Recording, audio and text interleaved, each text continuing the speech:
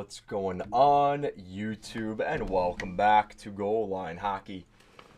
It is Kevin Forte, and today we are taking a look at one of the silent killers right now in the National Hockey League, as the Anaheim Ducks catching people off guard, as their start to the season has been pretty impressive. They played some really good games recently, and I figured we should talk about that today.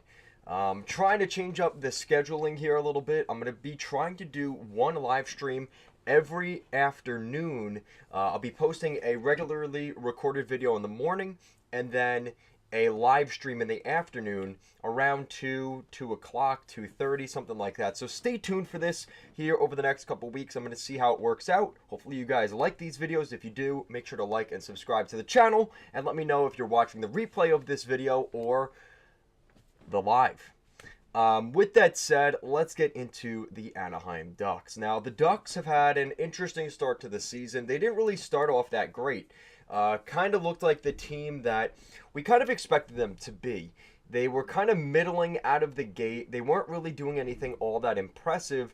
But then they went on a 6-game winning streak, which up until last night in their loss against the Penguins was the longest winning streak in the National Hockey League.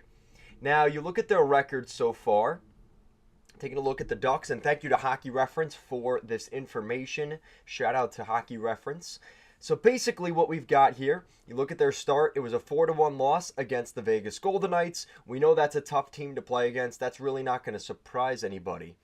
Then they got their first win against the Hurricanes, who the Hurricanes stumbled out of the gate, but nonetheless, they were able to pick up 6 goals against a good defense and good goalie tandem.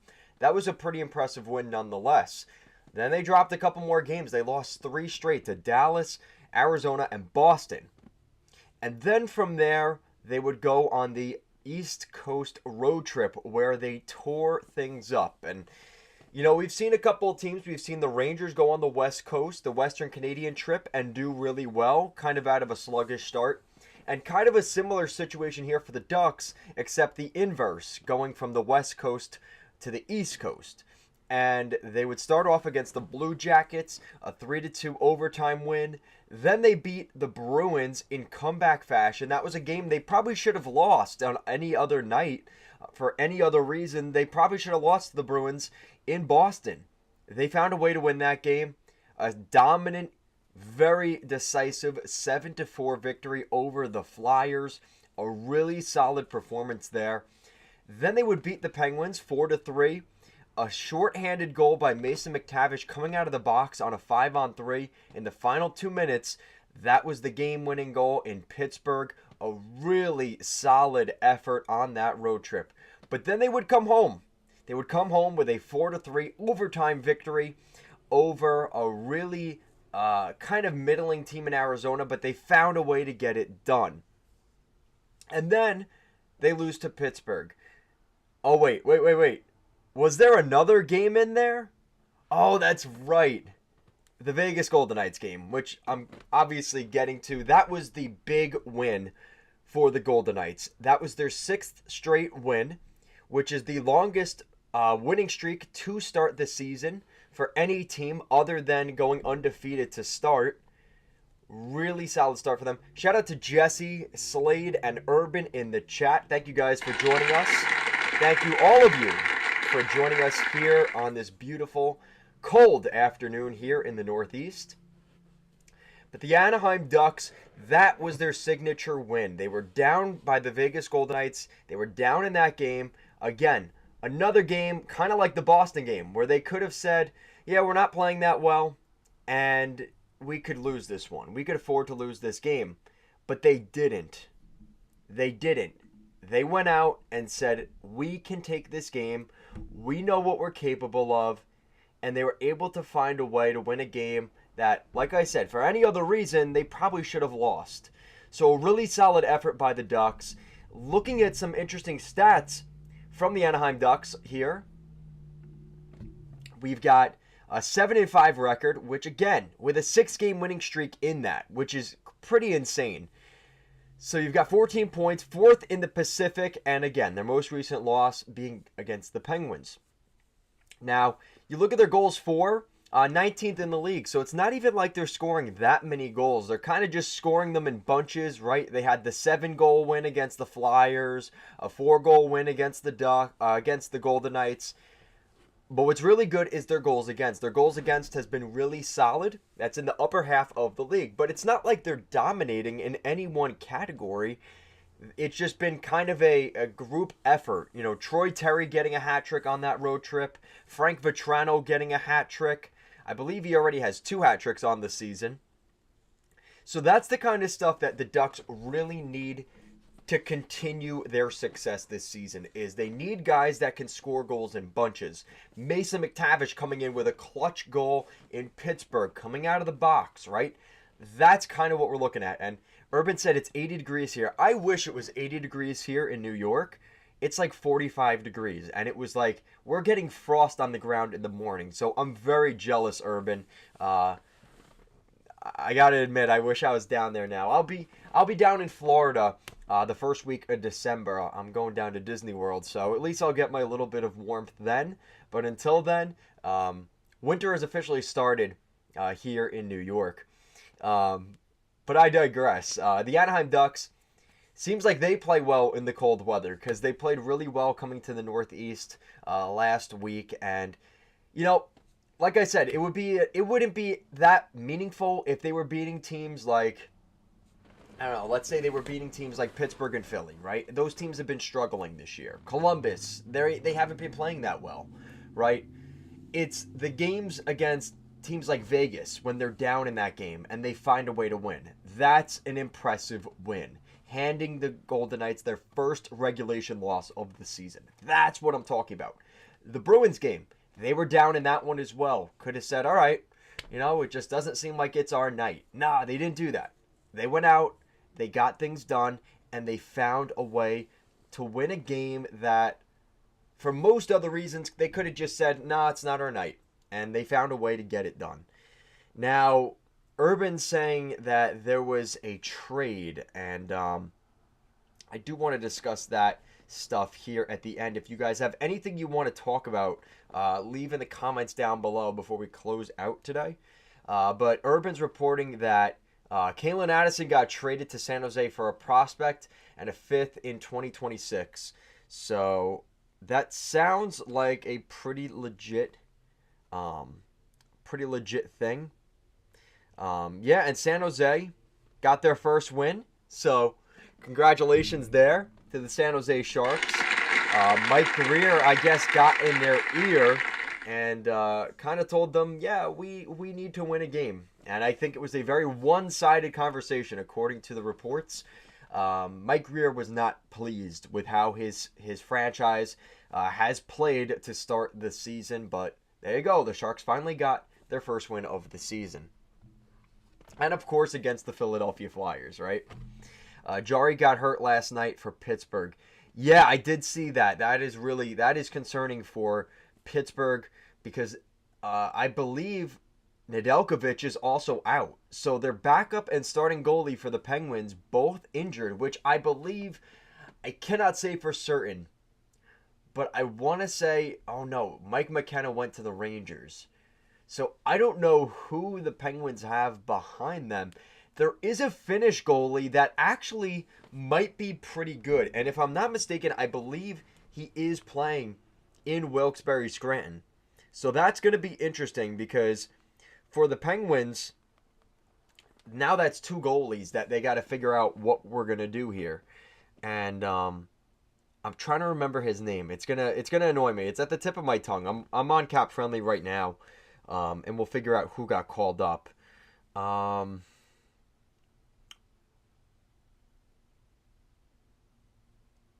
I apologize, guys. I'm trying to find the goalie that's stepping in. So they have Magnus Hellberg. Oh, God.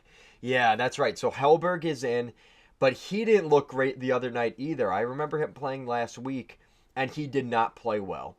So that is not necessarily a good thing. And then in the system, Joel Blomqvist. I made a video about Blomqvist last year, in the beginning of the season last year. Joel Blomqvist, he's a 21-year-old Finnish goaltender.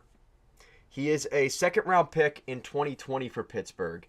And he is currently on his entry-level deal with the Penguins. So we'll see what happens there. He played in Karpat of Liga in 2020. But the last 2 years he has been in Wilkes-Barre Scranton. So we'll see. His numbers are pretty good. Through 7 games, he's got a .920 save percentage and a 1.91 goals against average. This is a guy that actually might be the best goalie option for Pittsburgh. So as much as losing Jari and Nedeljkovic might not look great, somehow it might be the best thing for the Penguins that they got hurt. Because now we'll get to see a guy like Joel Blomqvist, who actually has a very high ceiling of potential. And I made a video about him a couple years ago because apparently he had been saying something to the effect of, you know, I can't wait to be the next starter in Pittsburgh and things like that. So, yeah, apparently there is a lot of interesting stuff going on with Blomqvist in his not so distant past with the Pittsburgh Penguins. Yeah, so that's kind of what we're looking at there. In other news, we've obviously heard some stuff going on with the Oilers. This is not breaking news, but yesterday the Oilers had placed Jack Campbell on waivers. It sounds like nobody has picked him up. I can't confirm that, but from what I have been hearing, it does sound like Jack Campbell will be going to waivers, has cleared waivers, in fact. He has been on waivers since yesterday, and I believe he will be he will pass waivers. So really a tough situation for Campbell. That kind of sucks, but you know, the reality is he just has not been performing as a goalie, and that's kind of where he finds himself right now. I want to mention also, shout out to Urban. His Minnesota Wild are playing pretty well. You guys have been doing pretty well against the New York teams. Maybe you need them on the schedule a little bit more often, because they beat the Rangers last week and they beat the Islanders last night. So maybe that's the good luck serum charm that the Minnesota Wild needed. And Kaprizov got a goal, which is really nice. That's nice to see. So there's some good things happening right now for the Minnesota Wild, so it's nice to see them maybe turning around. Maybe not against the Islanders. I wish it wasn't against the Islanders, but you know, I know you've been pretty frustrated with how things have gone for your team up in Mini to start the year. But hey, now's as good a time as any to kind of maybe turn things around, and we'll see how things kind of move forward there. Yeah, the Oilers are really playing bad too. It's been a rough season for the Oilers. They're right at the bottom of the NHL standings. I don't think anybody really expected that either. You know, McDavid is definitely not healthy. They forced him back in the outdoor game. But that's the Super Bowl for both of these teams, right? Like, as sad as it is, the Heritage Classic game might be the most important game that the Oilers and Flames each play respectively the rest of the season. Like, unless the Oilers somehow go on a crazy run, it's going to be really difficult for them to get back in. And as we're talking about the Ducks here today, kind of bringing it back to the Ducks, you know, teams like the Ducks, teams like the Kings, they are not an easy out in the Pacific Division. And if a team like the Oilers falters the way they are, it's not like the Oilers can just expect to win their divisional games and win back a bunch of 4-point games. That's not necessarily as clear-cut as we may have thought. So I'm kind of looking right now at a team like the Ducks as I think it is a little bit of fool's gold, but I think that it's not a coincidence that Greg Cronin's team has found a way to put it together. I'm really excited for Greg Cronin there. You guys give me a lot of heat, especially you guys not from the Northeast, about my Long Island, New York accent, but holy God, does Greg Cronin have a Boston accent? Holy God, he is a true and tried NHL coach if I've ever seen it. I just love listening to his interviews. Greg Cronin is going to be a good pickup there for the Ducks, and I like Pat Verbeek. I think he was a good pickup. I was a little bit questionable about the situation with Zegras and Drysdale with their contract negotiations, but other than that, like, I'm really happy with how this team's coming together. I think Alex Killorn and Radko Gudas have been really nice additions to this team. They brought in Ross the Boss Johnston, the Islanders goon. Really nice to see him out there. You know, speaking of the Ducks, which was really interesting, Ross Johnson scored a goal for the Ducks. A nice one-timer. I had to look back. I'm like, that was Ross Johnson that got that goal? Holy God, he never did that with the Islanders. But Ross Johnston, Greg Cronin was very, very upset with the referees for not allowing that goal, and rightfully so. But that's the kind of stuff that players see. The way your coach sticks up for you, whether it's Zegras or McTavish or Ross Johnston scoring a goal, that is the level that Greg Cronin is going to bring every night, and I'm really, really, really impressed with what I've seen from him so far. Urban said Zegras got market value. Yeah, he did get market value. I'm just not a fan of the whole holding out thing. But yes, he did get market value. It was a good contract for both sides. I'm just worried the next time they come around, especially on Drysdale, because of the fact it went into the preseason. I'm worried that their agents could have a little bit of an effect on their players and saying, hey, listen, remember how Pat Verbeek had leverage on us last time? Yeah, let's try and get him back. Let's try and get some more dough out of this. And that might not matter if Zegras and Drysdale are really happy in Anaheim and they're making the playoffs and they're doing well. But if there's any question about whether this team is really going to be a good playoff team or not, and I think some of that Urban, I think some of the overhypeness from Zegras has to do with just the amount of like press he has gotten, right? Because before Connor Bedard this season, he was kind of the poster child, right? The young American playing in a non-traditional hockey market in Anaheim.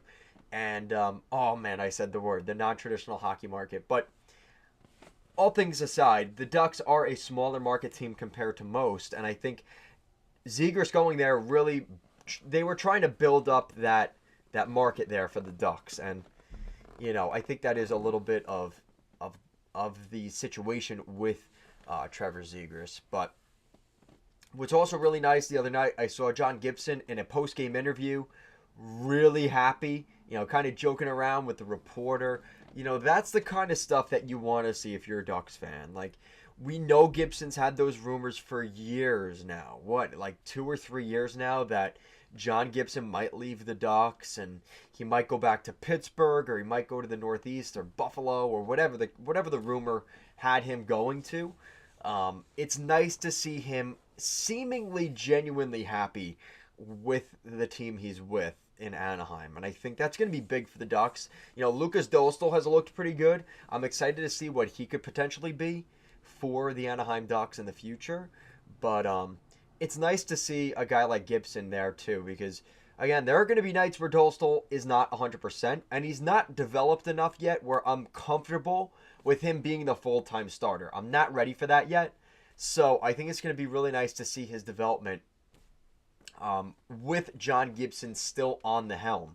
I think that's going to be a good thing for Dostal to kind of take from what John Gibson does on an everyday basis. Urban said, what about rookie talents like Bedard, Rossi, Faber, and Michkov? Yeah, I think that is the future. Marco Rossi, I know you're a Wild fan, Urban. I don't know how much Rossi is going to get attention, because I think when everybody thinks of Minnesota, they think of definitely Kirill Kaprizov. But Matt Boldy, I would say, is a bigger name at this point, like league-wide. I would say Matt Boldy is a bigger name than Marco Rossi. But that could change over time. I just think there's kind of been the bust tag thrown around Marco Rossi, and that's why some people maybe are discounting what he can do. Yeah, I agree with Brock Faber. Even I would say Brock Faber has a lot more attention. Michkov definitely is going to be a big name. When he goes to the Flyers, that's going to be a big deal. Oh, really? But Rossi has 5 goals already?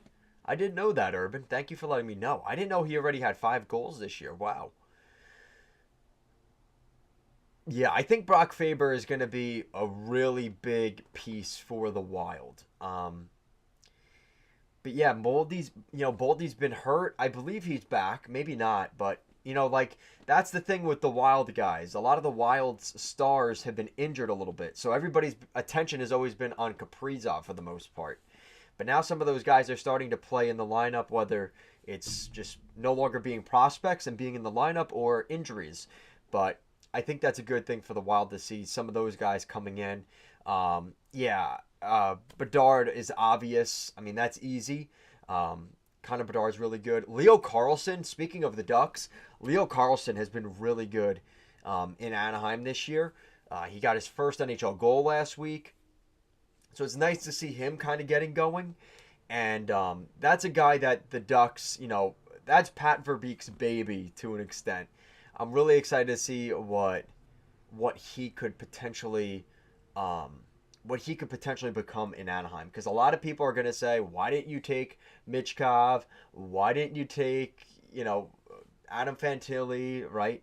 So I think he has a lot of high expectations to live up to, but I think it's definitely feasible and definitely possible for Leo Carlsson to do that. Okay, so Boldy is back in the lineup. I don't know. Maybe he was injured last year. I think that's where I'm getting that from. But yeah, the Wild have looked a lot better recently, Urban. Absolutely. Really excited to see what they do.